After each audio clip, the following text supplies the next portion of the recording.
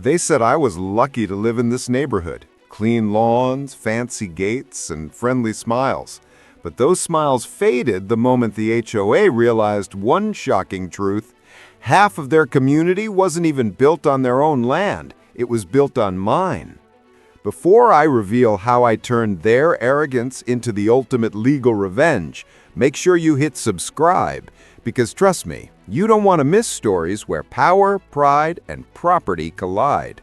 So tell me, what would you do if 96 homes stood on your land and you held the real deed? For years, I believed I'd finally found peace. My name is Daniel Hayes, a quiet engineer who wanted nothing more than a home where my kids could grow up safe, surrounded by green lawns and friendly neighbors. After years of saving, I bought a small stretch of land just outside the city limits, a place where the morning fog kissed the rooftops and the sound of crickets replaced traffic. The community that formed nearby was everything people dream about. Tree-lined streets, pastel-colored homes, and an HOA that promised order and harmony. At first, I thought they meant well. They planted flowers along the sidewalks, hosted barbecues in the summer, and sent cheerful newsletters about keeping our neighborhood beautiful. But underneath that perfect image was something else, a quiet hum of control. Rules seemed to multiply out of nowhere. No parking on the street overnight. No holiday decorations past January. Even the shade of beige for your front door had to be approved. Most people complied without question. I didn't mind, not yet. You see, my land was special. When I bought it, the developer said it had an unusual boundary line that stretched further than most. I didn't think much of it. I built my home on one corner, left the rest untouched, a little piece of nature, untouched by fences or rules. It was peaceful, until construction started next door. Bulldozers arrived early one morning. At first, I thought it was another housing phase, the HOA expanding maybe. But as weeks passed, I noticed something strange. The workers weren't just building beside my property, they were building into it. Each day, a little more of my land disappeared under concrete and foundations. When I brought it up to the HOA president, she laughed it off. "Oh, Daniel, you must be mistaken. The plats are all approved. Everything's by the book." But something about her tone, that smug, dismissive calm, told me otherwise. And that's when I started digging. Before I tell you what I found buried in those property records and how the truth flipped the entire HOA upside down, make sure you hit subscribe and turn on notifications. I share stories where ordinary people face extraordinary injustice. And trust me, this one's about to get wild. Late nights turned into a routine. My dining table was covered in papers, county maps, deeds, land surveys, signatures from developers long gone. What I discovered didn't just prove me right. It revealed something the HOA had desperately tried to hide. Their entire second phase, 96 homes, stood partly on my legally purchased property. Not a few feet, but several acres. Every square inch of concrete, every mailbox, every manicured lawn built on land they didn't own. Still, I kept quiet. I wanted to understand how deep it went, how so many people could build their lives on something that wasn't theirs. The more I uncovered, the more I realized it wasn't just a mistake, it was a cover-up. Developers had redrawn lines years ago without registering them properly, and when the HOA took over, they never bothered to check. Or maybe they did, and hoped no one ever would. By the time I was done, I knew one thing. This wasn't just my land anymore. It was my leverage.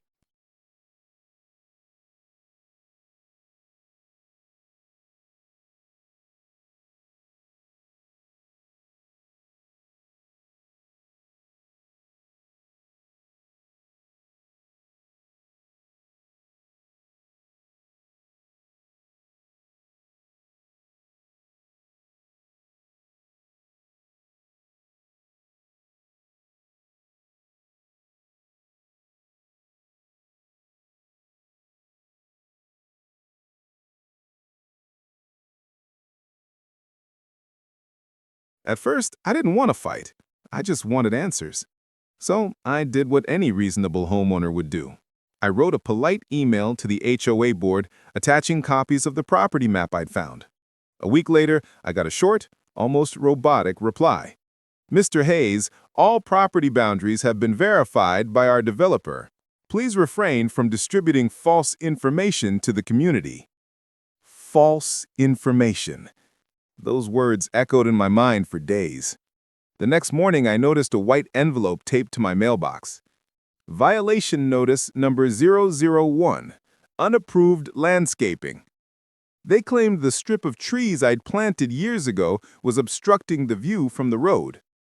Funny, considering those trees were the same ones the HOA had complimented me on when I moved in. By the end of the month, I'd received 5 more violations. One for leaving my trash cans out too early, one for a non-compliant mailbox color, and one, my favorite, for failure to maintain community harmony. They weren't subtle. The message was clear. Stop asking questions, or we'll make your life miserable. But instead of backing down, I started documenting everything. Photos, dates, letters, even the tone of their emails. The HOA's board, led by a woman named Margaret Dorsey, had turned from neighborly to hostile overnight. Margaret wasn't just the president. She was the self-appointed queen of the community. She hosted HOA meetings in her living room where only her friends were welcome. The rest of us, we got passive-aggressive reminders that meetings were for active contributors only. I began noticing how the HOA handled everyone who questioned her authority. One family was fined $200 for hanging a wind chime that was too reflective. Another was told to remove a small dog statue from their porch because it did not align with the aesthetic vision of the neighborhood. This wasn't a community. It was control disguised as order. And Margaret, she wasn't going to stop. A few weeks later, I returned home from work to find surveyor stakes driven into my lawn, bright orange flags marking Phase 3 expansion. My stomach twisted. They were preparing to build even more homes right on top of the disputed land. I tried to talk to the construction manager, but he shrugged. We're just following HOA orders. Everything's cleared legally. That night, I walked the edge of my property with a flashlight, tracing the faint old boundary markers buried in the dirt. They were still there, rusted metal pins, exactly where the original map said they'd be. The HOA had built straight over them. That's when I realized this wasn't ignorance, it was arrogance. The next day, I requested a meeting with the HOA board. They agreed, reluctantly. When I walked into the clubhouse, every pair of eyes turned to me like I'd just trespassed. Margaret sat at the center table, her nails clicking against her clipboard. Mr. Hayes, we've already discussed this matter. No, you haven't. You've dismissed it. There's a difference. I laid out my evidence. Survey maps, deeds, tax receipts, all signed and dated years before the HOA even existed. A murmur spread through the room, but Margaret didn't flinch. These documents are outdated, and even if they weren't, the land has been developed under approved permits. The matter is closed. Closed. That word again, like a door slamming in my face. I left the meeting to a chorus of whispers. Some neighbors avoided my eyes, others gave quiet nods of sympathy, but no one spoke up. The HOA's power was built on silence, and fear kept everyone quiet. So I decided to fight another way. I filed a formal property dispute with the county. It was the slow, painful route, mountains of paperwork, endless waiting, and little assurance. But I wasn't alone anymore. One of the younger board members, Evan, reached out privately. "You're right," he said quietly over coffee one evening. "Margaret's been covering up bad development paperwork for years. She's scared you'll expose it." That's when I knew I had leverage. Before I tell you how that leverage turned into the HOA's biggest nightmare, take a second to subscribe if you haven't already, because stories like this aren't just drama. They're lessons in what happens when power meets patience and loses. The retaliation started immediately. The HOA began fining me weekly for nonsense violations, $50, $100, $250. They even sent a letter threatening to place a lien on my house if I didn't pay. I hired a lawyer, a quiet but sharp woman named Lydia Tron, who dealt with corrupt HOAs before. When she saw the documents, she didn't even blink. They built on your land, Daniel. Every inch of that construction is illegal, but we'll let them hang themselves first. So we waited. Every time they fined me, we documented it. Every harassing letter, every false claim, we kept it all. And as the pressure mounted, the HOA made a fatal mistake. They sent a notice claiming I was obstructing community development and threatened to sue me for interference. That's when Lydia smiled. Perfect. They just gave us exactly what we needed, a reason to pull the deed in court. But the weeks leading up to that moment were torture. Margaret made sure my days were filled with frustration. Workers would accidentally park on my driveway. HOA members left sarcastic notes about my unkempt yard, a yard that they had destroyed with their own construction equipment. Even my kids started noticing.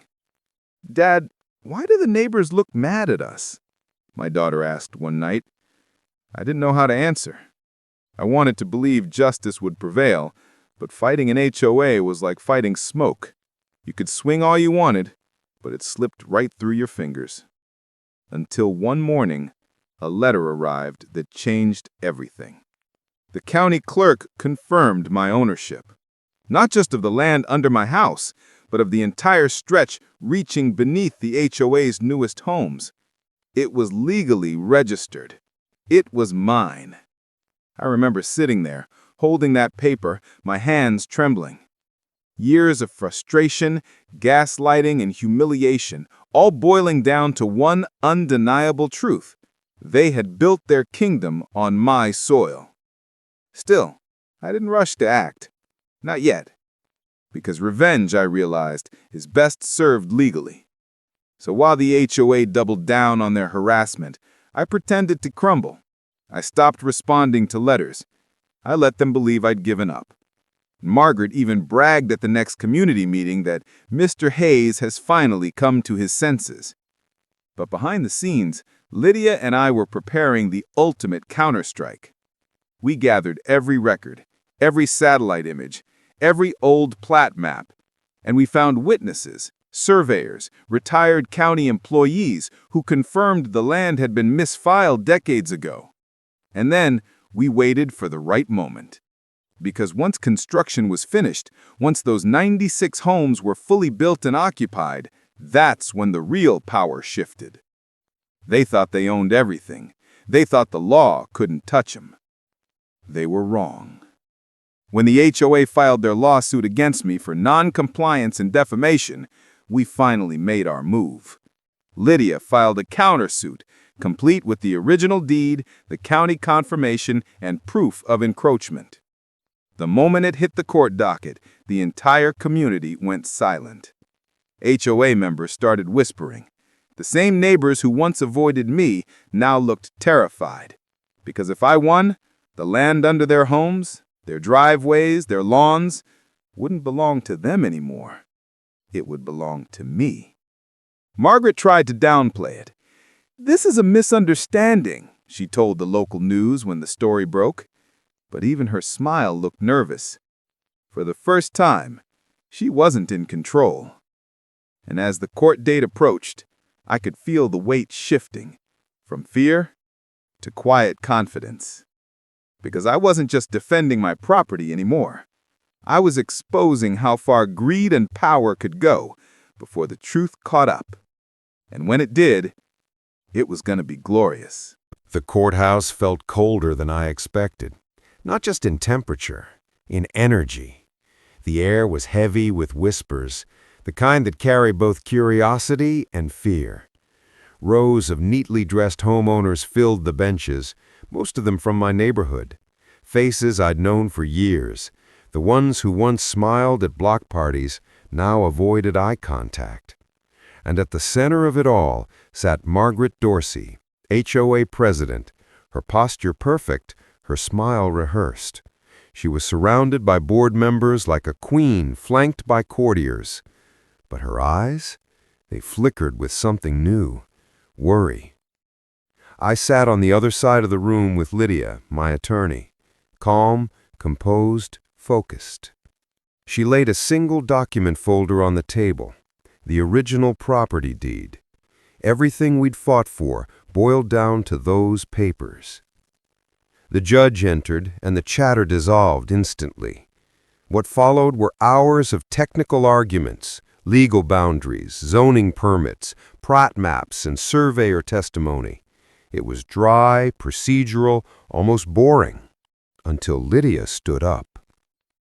Her voice was clear, steady, the kind that cut through the silence like a blade.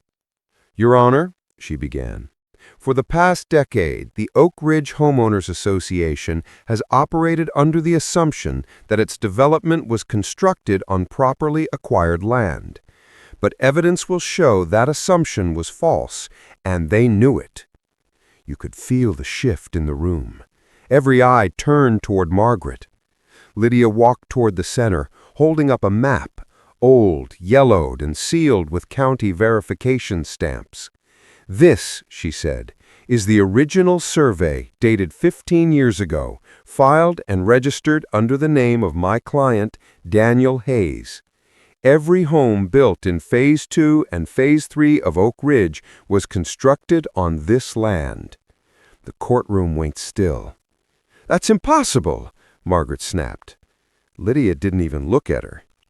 "If it's impossible, Mrs. Dorsey, then perhaps you can explain why your HOA's development permit lists different coordinates than the ones recorded by the county." Margaret's lawyer shifted uncomfortably. Lydia placed another document on the judge's bench, and letter from a former surveyor who'd confirmed the mistake. "This isn't just a clerical error, it's a systemic failure, one the HOA used to expand their control and intimidate a homeowner who dared to question them." I could feel my pulse in my ears. Months of harassment, fines, and humiliation, all condensed into this one perfect moment. Margaret leaned forward. "Your Honor, this man is exploiting a loophole. He's trying to extort us for land that was always meant to be community property." Lydia smiled faintly. "Then let's hear it from the county." She turned toward the back. A clerk walked forward carrying a file stamped with the county seal. "According to official records, the parcels in question, 14B through 22C, are owned by Daniel Hayes. No transfers, no easements, no encumbrances. Mr. Hayes never sold this land." The room erupted in gasps. Homeowners murmured among themselves, some in disbelief, others in panic. Margaret's face drained of color. "That can't be right," she muttered. "There must be a mistake." The judge raised a hand. "Order." Then turning to Margaret, "Mrs. Dorsey, did your association verify ownership before construction began?" She hesitated. Just a second too long. We trusted the developer's documentation."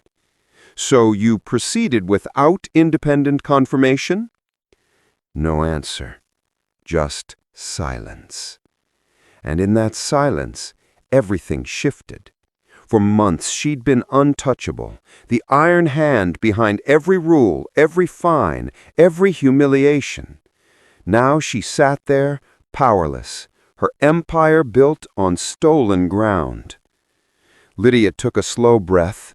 "Your Honor, my client has endured relentless harassment for simply asking a question.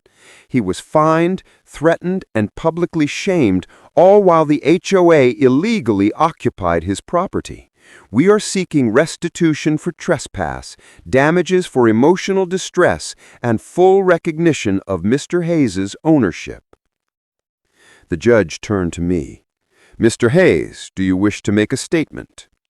I hadn't planned to, but in that moment, after everything, I needed to say something. All I ever wanted was peace. I didn't start this to ruin anyone's home or make headlines, but when people with power decide that rules don't apply to them, when they build on your land, threaten your family, and call you a liar, you reach a point where silence isn't an option anymore. You could hear a pin drop. Even Margaret looked away. I gave them every chance to make it right. They chose to bury the truth, so now the truth gets to bury them.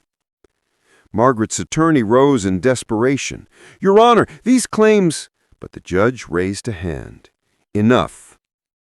He leaned back in his chair, exhaling slowly.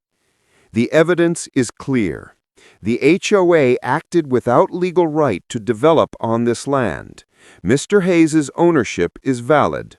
I'll issue a formal ruling by week's end." The gavel came down. Crack.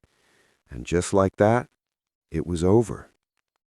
Or so I thought. Outside the courthouse, reporters swarmed. Microphones flashed, voices blurred together. "Daniel, did you know the HOA was building illegally? Are you going to evict them? What's next?" I said nothing. I didn't need to. The truth was loud enough on its own.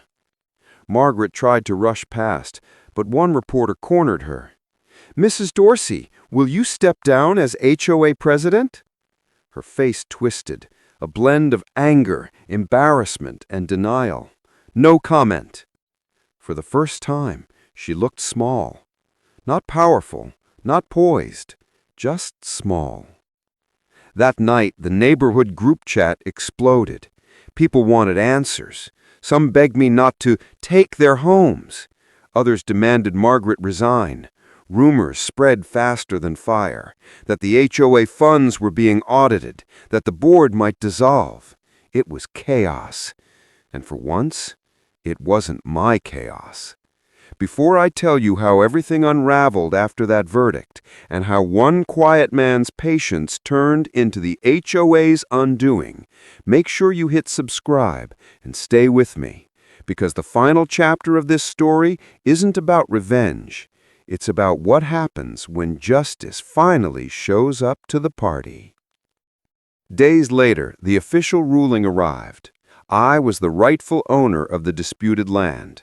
The HOA was ordered to compensate me for damages and pay back every cent they had collected in false fines. But the real victory wasn't on paper. It came the following week when construction crews began to halt all ongoing projects, trucks idling, workers packing up equipment. The new homeowners, once proud of their pristine cul-de-sacs, now stood outside in disbelief. Their dream community was built on a lie. Margaret called an emergency HOA meeting. This time it wasn't held in her living room. It was in the community park, because no one trusted her behind closed doors anymore. I didn't plan to attend, but something pulled me there. Curiosity, maybe. Closure. When I arrived, the scene felt surreal. Margaret stood on a small platform, trying to keep her composure as neighbors shouted questions.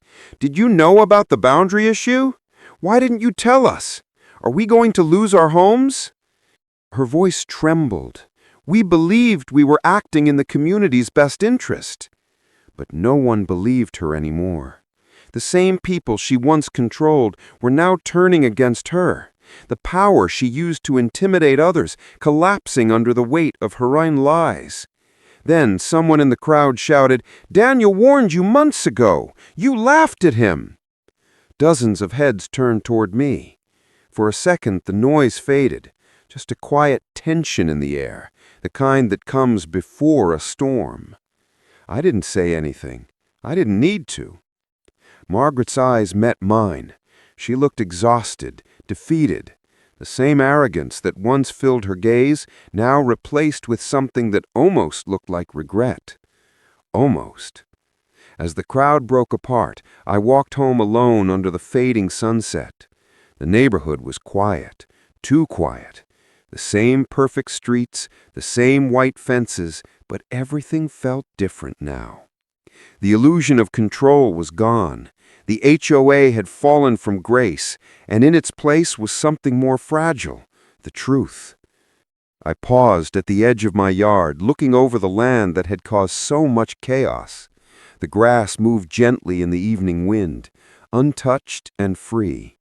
And for the first time in years, so was I. But this story wasn't finished yet, because what came after that verdict, what the HOA tried to pull next, would shock. The week after the verdict, the neighborhood felt hollow. The once busy construction site was silent now. No bulldozers, no workers, no clinking metal. Just rows of half-finished homes standing like empty shells, reminders of how greed can build fast, but crumble faster. News vans came and went.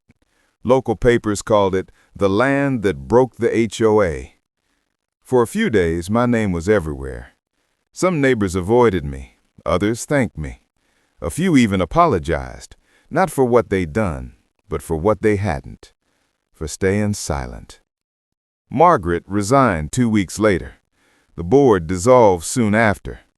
The HOA's bank accounts were frozen under investigation for mismanagement of community funds. It turned out Margaret had been funneling thousands into private projects, all under the label of land beautification. Karma had excellent timing. But for me, it wasn't about revenge anymore. It was about reclaiming something deeper: peace. The county offered me several options. I could demand that the homes built on my land be vacated. I could push for demolition. I could sue for millions. But when I stood there, looking at those houses, the ones where families had built their lives, where kids played on driveways that technically belonged to me, something in me hesitated. They weren't the enemy.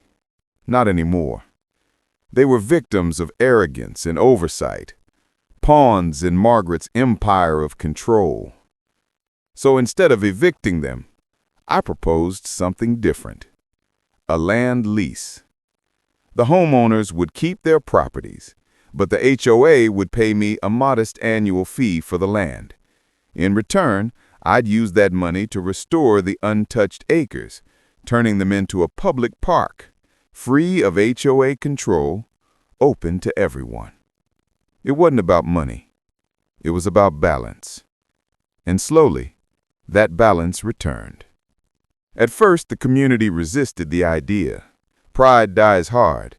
But over time, people began to see it differently. The HOA had been a cage, polished, orderly, suffocating. Without it, the air finally felt lighter. One Saturday morning, a few of us gathered to clean up the new park area. Neighbors who once crossed the street to avoid me now brought their kids, their tools, their apologies. That day, I met Evan again, the board member who'd quietly helped me. He smiled, tired but relieved. "You really could have burned it all down," he said. "But you didn't." I told him, "Fire's easy. Rebuilding's harder." He nodded. "Margaret's facing fraud charges. Guess you'll have plenty of time to reflect on community harmony now." We laughed, not out of cruelty, but closure. If you've made it this far in the story, you already know this isn't just about property lines or HOA politics. It's about standing your ground, literally and morally. So before we reach the end, take a moment to subscribe, because the next story might just remind you how easily control can disguise itself as order, and how courage often begins with a single question: are you sure this is right? Months passed. The park came alive. Children's laughter, dogs running free, wildflowers growing where fences once stood. I'd walk there sometimes at sunset, watching the golden light hit the old survey pins still buried in the dirt. They'd once been symbols of conflict. Now they were reminders of patience, persistence, and quiet victory. Some evenings, I'd see the new homeowners, the ones who'd unknowingly lived on my land. We'd exchange nods. No bitterness, no tension. Just an unspoken understanding. We'd all been part of something bigger than a lawsuit. It wasn't about land anymore. It was about truth. But the story didn't end there. One morning, a letter arrived in my mailbox. No stamp, no return address. Inside was a short note in handwriting I instantly recognized. I was wrong. I let power blind me. I hope one day you'll understand that I didn't start out this way. M. I stared at it for a long time. Margaret Dorsey, the same woman who'd once called me a liar, who tried to break me, had finally admitted it. I didn't reply. Some things don't need words. Instead, I folded the note and placed it inside the same folder that held the original deed, not as a trophy, but as a reminder. Power doesn't corrupt suddenly. It seeps in quietly, disguised as authority, routine, and rules, until one day, you forget what fairness feels like. Margaret forgot. I almost did too. Weeks later, the county officially disbanded the Oak Ridge HOA. In its place, the residents voted for a voluntary neighborhood committee, one without fines, without control, without fear. It wasn't perfect, but it was human, and maybe that was enough. As part of the new agreement, they renamed the open space Hayes Preserve, something I hadn't asked for, but deeply appreciated. A small plaque at the entrance reads, "Land doesn't belong to those who control it. It belongs to those who respect it." Every time I see that, I smile. Because for years, they tried to take my land. In the end, I took back something much greater. My peace. But the stayed with me most wasn't the victory. It was the silence afterward. The kind that comes not from absence, but from understanding. I realize people like Margaret aren't rare. You'll find them in every office, every neighborhood, every HOA. People who mistake power for purpose, authority for respect. And the only way to stop them isn't through rage, it's through truth, patience, and persistence. The quiet kind of strength that doesn't roar, but endures. Months turned into a year. Life returned to normal, or maybe a better version of normal. I started teaching my kids about boundaries, not just in land, but in life. About how to stand firm when someone tells you you're wrong, even when you know you're right. Sometimes, when we walk through the park, they'll ask about the story. "Dad, is this where you went to court?" "Yeah," I tell them, smiling. "Right here, this is where we won." But in my mind, the real victory wasn't in court. It was in every moment I didn't give up. When I chose patience over anger, evidence over emotion, integrity over impulse. That's what truly wins. The park has a bench overlooking the entire field. Quiet, shaded, peaceful. I sit there often, coffee in hand, watching as life moves on. Sometimes new residents stop by. They know the story. Everyone does now. They'll ask me, "So, you're the guy who beat the HOA?" And I'll just smile. "No," I say. "I'm the guy who reminded them whose land they were standing on." At the end of the day, this story isn't about revenge. It's about resilience. It's about what happens when ordinary people refuse to be silenced by systems built to intimidate them. It's about how one quiet voice, one person willing to read the fine print, can bring down a wall built on arrogance and deceit. And maybe it's about something even simpler. That justice doesn't always arrive with fanfare. Sometimes it walks in quietly, holding a stack of papers and changes everything. Because the truth is, you don't have to shout to win a battle. Sometimes, all you need is the deed.